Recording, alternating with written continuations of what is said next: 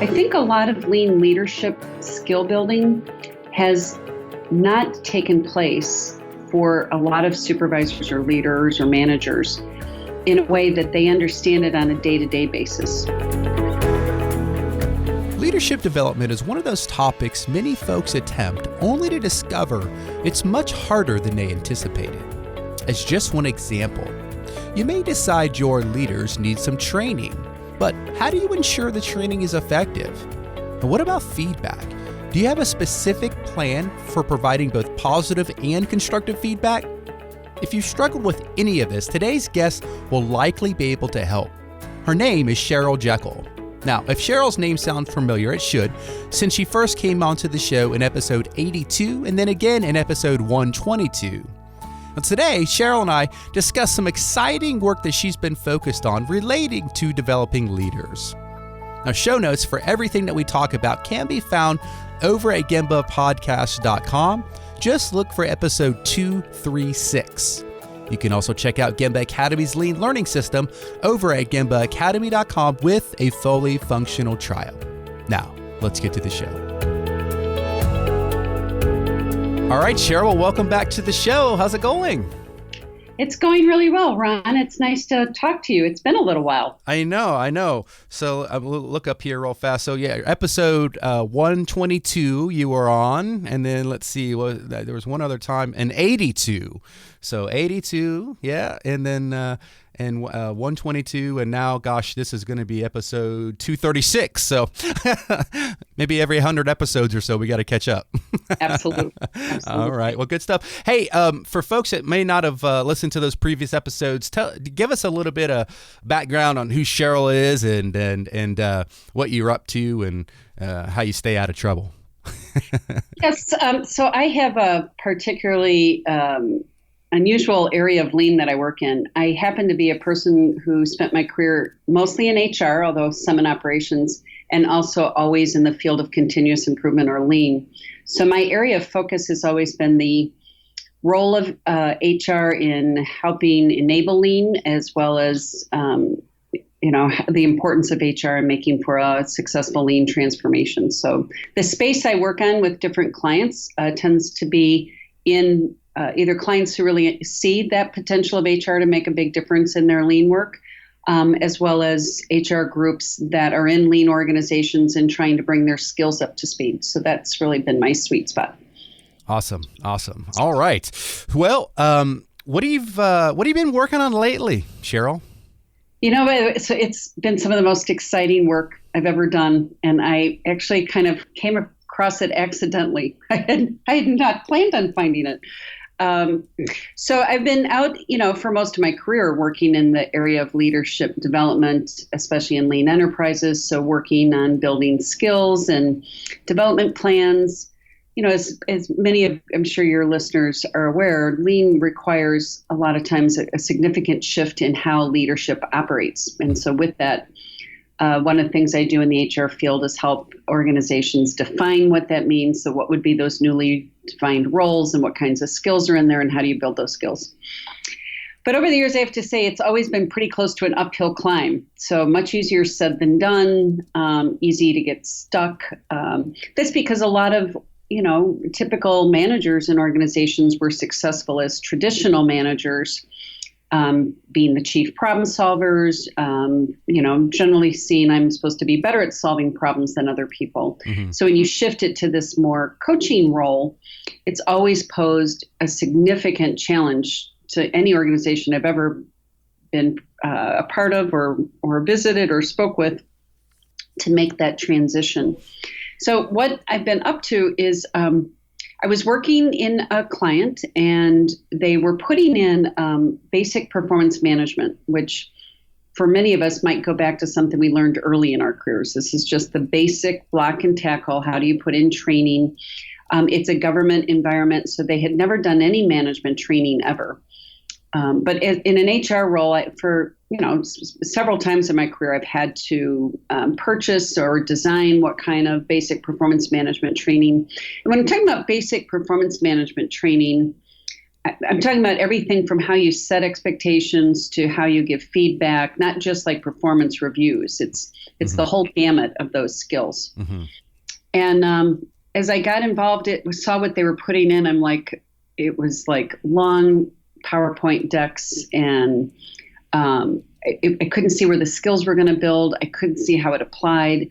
And the same environment, by the way, is very actively pursuing a lean strategy. And so they were also, again, wanting this more modern version of to create a more empowered workforce, and certainly one that was more capable. So what I've been so excited with, we've put in some customized work there. So I was fortunate enough, they said, go ahead, try something else. So we did, and you might say, so what's so exciting about this? Because it doesn't look very exciting at first glance. It would seem pretty rudimentary. It's been a really new view of understanding. I think a lot of lean leadership skill building has not taken place for a lot of supervisors or leaders or managers in a way that they understand it on a day-to-day basis. And so what's been great to watch is the more this has been built into the way they work every day. So, I mean, the truth is most managers work to some degree with their teams on a day in and day out basis in some element of setting expectations or training or opportunities, like coaching. They're up to bat to coach every time an employee asks them a question. So I've seen that there's this tremendous leverage to use this more basic understanding of how to manage people as the place to build those coaching and leadership skills. So break it down a little bit. Like give us just a I don't know, high level view of what you're talking about. So for instance, it starts with setting expectations. And so that's way beyond what it means to have a job description. I mean, day in and day out, how do you make sure people understand what you expect of them? But what we work with the people to understand is, so the big question, how would you know what's expected of them? And they learn, I'd have to ask an open-ended question. So, and what a lot of them start off with in the classes we'll find is they'll say, well, they should know, or I thought they know, or these are managers, right? You're talking about? Yeah, these are managers. Yeah. They're all like, I thought somebody told them. And they start to understand not only just that a lot of expectations haven't been stated. And so if you can think in the world of how we want a lean leader to behave, I spend a lot of my time helping organizations really articulate how to describe what they really want that expectation to be. Because they haven't thought it through at that detail. The other piece we talk a lot about is how to unpack things so that bigger tasks, they might say, well, they know they're supposed to get the whole report done, but they don't know if they've ever been clear on the expectation of the pieces inside the report or inside the task. And so they realize there's a whole opportunity to improve things. But the lean skill in there is the asking questions. So it's this whole practice, I need to ask more questions to understand what the person understands the expectation to be and see if I can learn more what might be the root cause. In a way, this is a way it has to do with understanding the real root cause when you're not getting whatever performance you're looking for. So that could mean, if I ask a lot of given managers, what would you like to see more of in your team than you see today? They'll say things like working better as a team or showing more sense of urgency. They'll say things that I think would be very difficult for an employee group to even know exactly what they meant. And so as they learn to detail out the behaviors they're looking for, these are the tools to help create that. So you're basically coaching these managers on how to better set expectations for their own team, and then I assume how to relay this information to their team members. Is that right? Well, there's really 5 essential areas of the performance management. First one is setting expectations. Okay. Second one is ensuring that training is effective. So there's a whole set of lessons around managers asking better questions to find out if the training that's being done has been effective and if the person has actually learned what you would have thought they needed to learn. The third area is coaching skills. So that's the basics of different kinds of questions and how to use questions. Basically, instead of telling people the answer and what to do and giving advice, how to use questions to help people solve their own problems. The fourth area is feedback for improvement.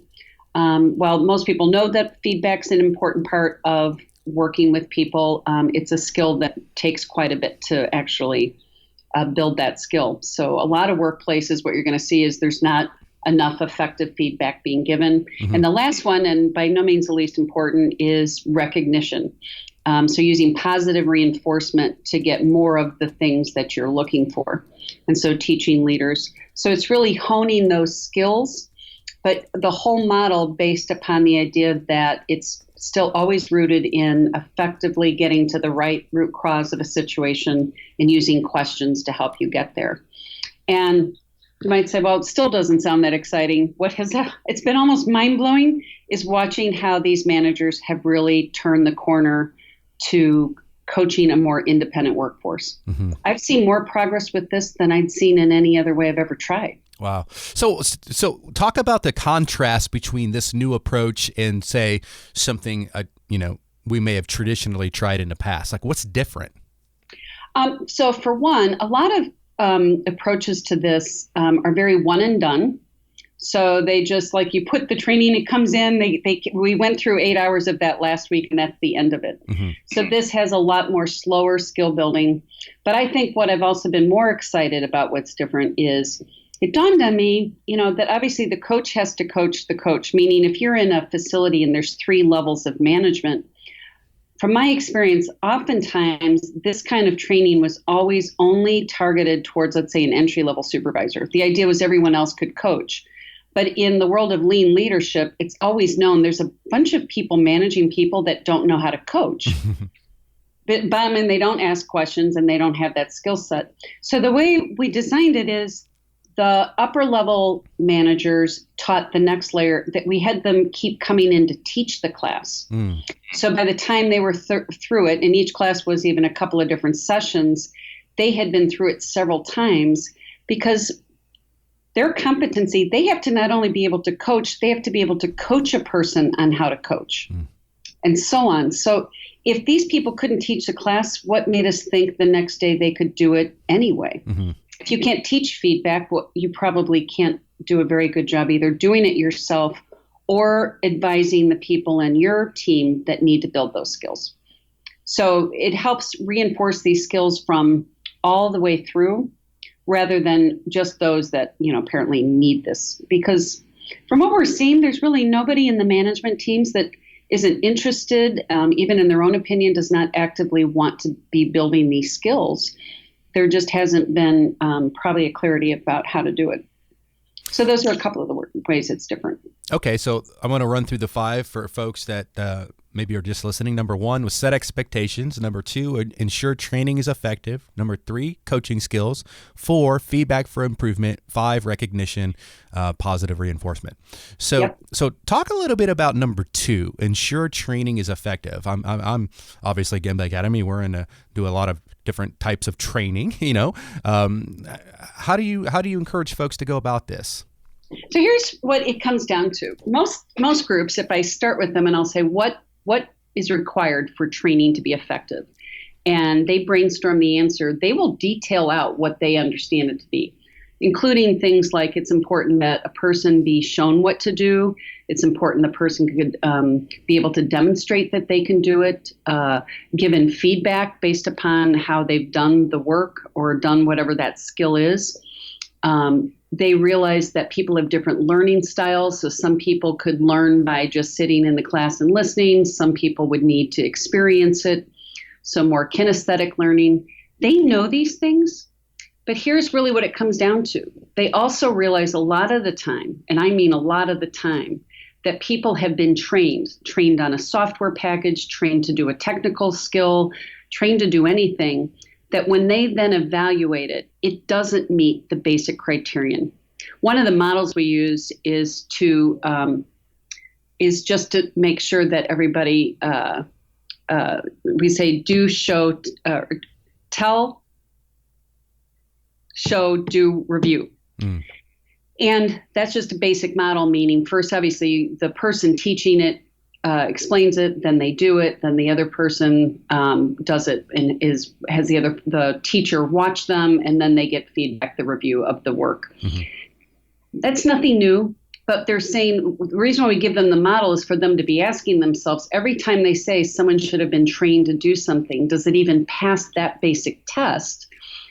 Because again, either sometimes training's the issue and no one's really evaluated whether it was done effectively, or two, I find people say training must be the answer. So if they're not doing what you need them to do, they must need to be trained. But if a lot of training isn't done in a way the person ever really learned it. Now, again, and so then when we ask them, how can you tell if the training was effective? And they start to say, I'd have to ask the person some questions. Yeah. I'd have to say, what did you learn? Not did you go to the training class? Did you go to training? That's what we call, they keep highlighting, those are closed-ended questions. Mm-hmm. That's where you don't get any information. But if you ask them what they learned, then you would start to understand what the training actually, what its impact was. Yeah. Yeah, something that I used to do a lot when I would do a lot of live training is at the beginning of every session or every class, we would, go around the room and everybody introduces themselves and all that kind of stuff. But then really taking some time to write down, expectations from each student. Like, what do you expect to get out of this, and then constantly reviewing those expectations to see if number one, they're being met. And then, the other thing it could do, if someone had an expectation to learn how to do basket weaving, yet that we're going to be teaching Kanban that week, but we may have a disconnect here, right?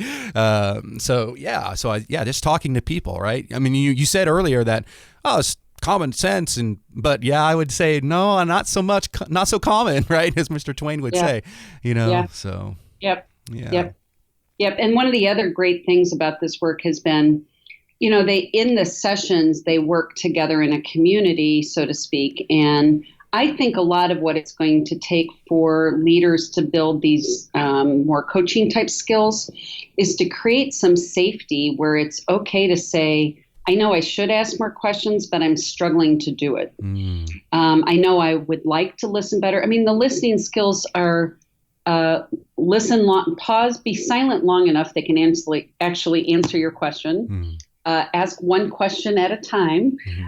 They're basic. Make sure with your body language you're fully listening to the person. But what we're finding is you'd expect a lot of them, there's the type of listener they'd want to be, and then their life goes on. I'm busy. I'm not slowed down. I'm not thinking about it. And I think the idea of getting support from other managers, I think it needs to be more okay in our workplaces for people to join together and say, it's a journey. We're all doing the best we can. We all want to do better.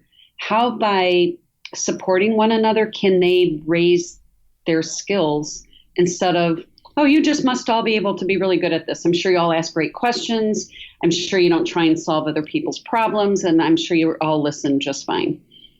And the truth is, most people are struggling in those areas. Mm-hmm. Yeah. That whole silence thing is so hard, isn't it? Just to be silent. And that is so hard. Brandon Brown, I think, is the master at that. I'll be interviewing him and I'll ask him a question and it's just silence. And it's almost awkward at some point, for some time, because we're not used to silence. And then he comes back with this beautiful response, because he really thought about what he wanted to say. Right. Exactly. Yeah. Exactly. Good. Talk a little bit about number 4, feedback for improvement, because that's obviously probably maybe one of the more uncomfortable aspects of this model, I would say. Yeah, and I think because people consider it something negative, they associate it with a conflict or I'm going to hurt somebody. Mm-hmm. And when we talk about people-centric cultures and creating a more positive workplace, a lot of this is really showing people how to build their skills, how to give feedback in a really positive way. And meaning it's helping them see feedback is your way of caring enough about the person to help them succeed. And the whole way you deliver the feedback is all because I'm invested in this person's success. And so instead of it associating it, I'm here to correct you, it's I'm here to, 1, give you some feedback, but 2, to also have a conversation. The other thing is, when I was coming up through the ranks, feedback was pretty much taught as a one-way conversation. I'm going to deliver you this feedback. And we all probably have learned, it's probably better to make these a two-way conversation. So we also, they'll go back to those questions. how do you then ask more questions to get more information and invite the person to participate in a conversation instead of you're just here to tell them something about themselves? And then close with, again, asking questions, ask for the person's ideas about how they see the situation, how they think what they might do differently going forward. So a lot of this is reframing it in a positive way and really building those skills from practice of how you would have these conversations in a way that should build these relationships. What I see is the more enjoyable the conversations, the more they really don't mind it as much. They just haven't really known how to have the conversation in a positive way. Mm-hmm. Mm-hmm. I don't know. Yeah, no, I get it. So number 5 is recognition, positive reinforcement. That's obviously, I would think, it's a great experience, right? When you can give positive feedback. But I wonder sometimes, is it possible to go overboard with that? Do you all have to temper it? No, actually, if anything, we always tell people the goal is to if you were to think of it as a ratio, either anywhere from 4-to-1 to 10-to-1 for every positive reinforcement compared to feedback for improvement. Yeah. So meaning when you take a look at your workforce, let's say a given area of tasks, you say even the quality of the product, is it more important to be out making sure you catch every time it's done wrong, or every time you see the right behaviors that build better quality, keep calling those out on a higher ratio? Right. What we run into, a lot of times people, they do have these different kinds of concerns. What would happen if you pat people on the back for doing a good job? By the way, this positive reinforcement is very specific. You're acknowledging specific behaviors that have a specific impact on your business, and acknowledging that it's not just this attaboy. So we get a lot of why would you want to, tell people they're doing a good job just for doing their jobs? But again, I think in the lean world, we're really creating more people-centric, positive workplaces. I hope for people pursuing a more highly engaged workforce, it would be obvious why you really can't over-recognize them. What do you think about, I've worked with a lot of folks in different parts of the world, and, we would encourage, give positive, recognition, this and that. And then we've had some cultures kind of respond back to saying, hey, listen, Ron, when you bring people up in front of the room here in this country or this culture and publicly recognize them, it it can be a traumatic experience for them. It's not a normal thing for them. Have you ever experienced that with folks with just different cultures and the way that they recognize each other? I have some between cultures, but I would even say in any given room of people that I've been working with, there is a segment of them that find this extremely uncomfortable, like whether it comes from their upbringing, how they were parented, or any other number of things in their cultural norms of their families or backgrounds of why it's so uncomfortable. For some of them, they would just be like, no one's ever spoken to me like that, so I have no idea, it's very hard to speak that way. A lot of times, though, we also encourage everyone to find their own words. While we might model it, you need to find your own way of saying it. But once they experience it, a lot of it is getting them to practice just in small, first by themselves, then with just a partner. I wouldn't put them in front of a group real fast when they're that uncomfortable with it. And as I said, there's been at least a few in every group that we've been working with. Yeah. Got it. So obviously this has been a great find for you, or a great discovery for you. I can hear it in your voice. Talk about how it's maybe made you think differently on just lean leaders in particular. We spent a lot of time with just the lean leadership side. How has this changed that? I think I was alluding to it earlier. I think it's going to be important that we find more ways to consider how to build lean leader skills as a part of normal work, not a special kind of work. Because some of the people I've talked to, they're like, well, we'll do these specific kinds of questions. And I don't think there's anything wrong with using specific kinds of questions. That's not what I'm pointing to. But I think to really get the boost on the skill building, it needs to be sitting on top of something that's an everyday, all day kind of skill. And the problem with lean a lot of times is it sounds like it's something like, well, we do our normal work, and then there's times we're doing continuous improvement work. There's, like it's on Thursdays or Saturdays, yeah. or it's a specific. And I think this has definitely shown me it's going to be critical that we try and integrate lean skills with basic management skills, with their basic understanding of how to get through the workday until there isn't two different ones. There's just a way they work. So I think it's how can we integrate more people's basic understanding of how to manage with some of these more lean skills, more, as I said, I think more blended together. Yeah. Yeah. So good. So good. So are you going to turn this into a workshop or anything like that, Cheryl? Because this sounds like something. I do. Well, we have workshops, and some of the work that we'll be doing is making this so it can be customized to different organizations. One of the other benefits I've seen when I was first purchasing this kind of training, it was always that you got the off-the-shelf stuff and the scenarios didn't blend. It's like, I'd be having entry-level supervisors in a production area watching people on a sales force have a feedback conversation. Yeah. So we've been making everything is customized fairly readily, by the way, using actually fairly lean practices. We can, so we have it structured to be the same material is easily customized into an environment. So we have several groups that we've been working with, and we have a workshop that we'll be doing up here at AME in October, and we'll be back. We'll probably do that one again.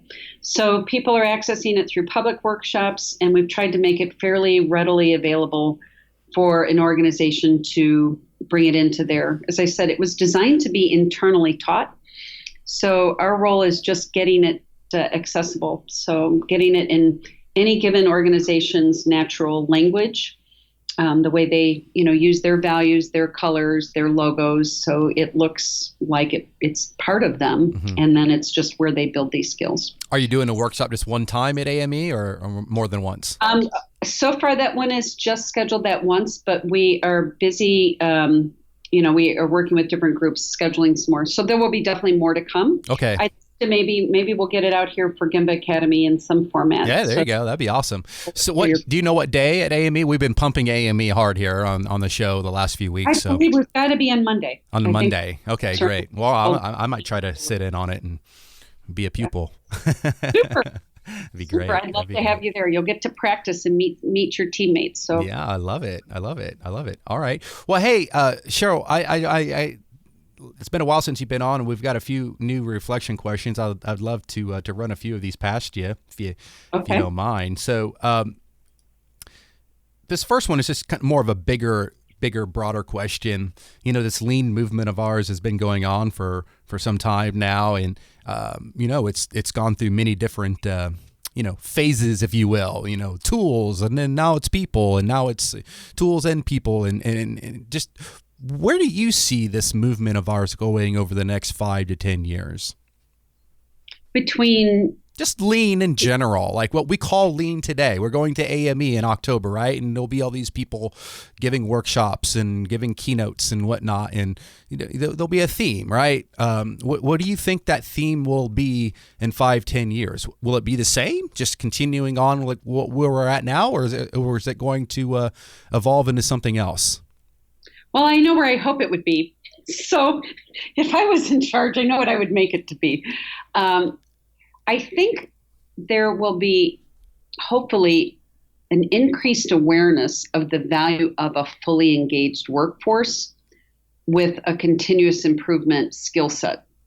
So I think my hope is that they will continue to move away from seeing lean as a short-term cost-saving approach, and see its real value is changing how your workforce actually, not just how they work, but what they're capable of delivering. And then, as I said, I think also the real value of engagement. So I think lean is worth quite a bit more than most people have an understanding of it. I think we've been asking too little of it. So not only do I not think it'll go away, my hope is people will come to a fuller understanding where the value really is and what it could create for them. Imagine you had a time machine, Cheryl, and you could jump in it and you could go back in time anywhere, anytime, and spend one day with a person. You choose anybody. who would it be? Why? And what would you want to learn? So it's Abraham Lincoln. So I live in Illinois, so we're the land of Lincoln anyway. Okay. But this year I've just done some reading, and I've become more aware than I would have been earlier in my life what he really faced. I see him as a person that faced some big challenges, and he, just stuck with what he knew to be right, despite no matter how hard the challenge became, until he came out the other side of it. I believe he's, probably one of the people we owe the most to. And he's always become to me more of us, that any one of us has that in us. I mean, in a way, he was still a pretty regular person, capable of amazing things. Mm-hmm. So I'm just very interested in his leadership and what made him like that, and how did he find it within himself to do all that he did. So if you could ask him questions, it would be leadership related, I guess, or. Right. Actually, I mean, there's a book that I have several friends that looked at some of his teachings for leadership, like how he taught people how to lead, including, I think, the self-reflection, the how to be anchored in your own set of beliefs to move from. One of the things I would say about lean leadership is the need to be really anchored in what you know to be correct, like you're not, just what's the in thing or what's everyone else doing. You have to kind of find your own inner anchor about moving from that place.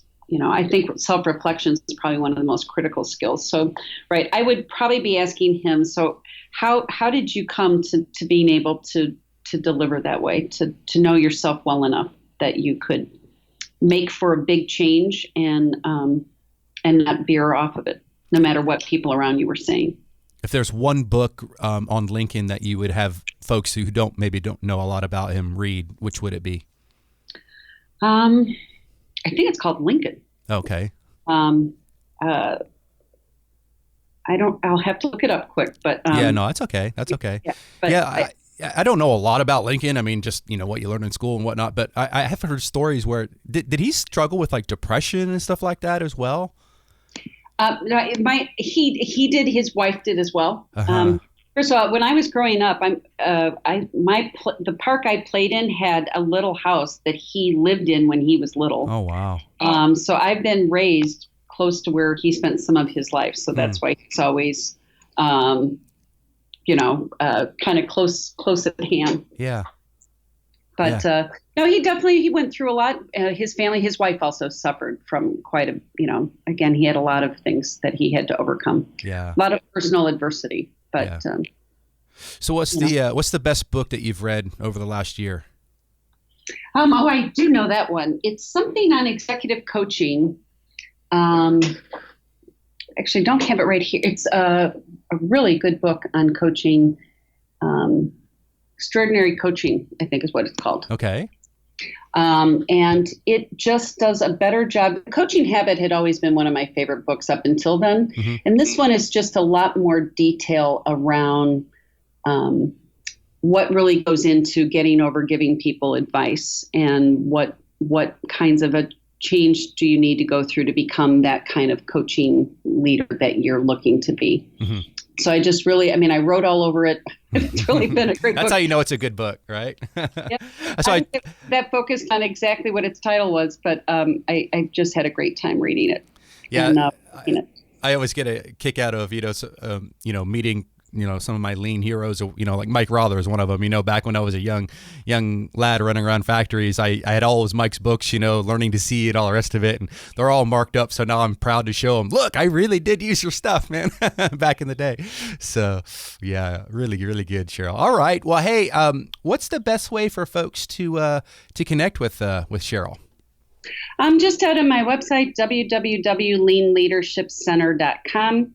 I'm also out on LinkedIn, so you can just look me up under Cheryl Jekiel, and I always respond to anybody that ever reaches out. Always happy to help anybody on their journey in any way that I can. So awesome. Yeah. We'll link to everything in the show notes as well. So this will be gembapodcast.com. This will be episode 236. And your last name, off the top of my head, Jekiel. Is that right? Correct. See? That's exactly. Look at that. Now spell Pereira quick. Don't look. Now, Eriera. pretty good. Yeah, not bad. We both passed our spelling test today. That's good. All right. Well, hey, Cheryl, I can't wait to see you out in San Diego, and hopefully everyone listening goes out to buy a ticket and comes and joins us, because there could be worse places in America to be in San Diego, right? Yep. Yeah. Thanks so much, Ron. I had a great time. It's good catching up with you. All right. Take care. Thanks for listening to the Gemba Academy podcast. Now, we invite you to take a no-strings-attached, fully functional test drive of GembaAcademy.com. Gain immediate access to more than 1,000 Lean and Six Sigma learning resources, all free of charge, at GembaAcademy.com.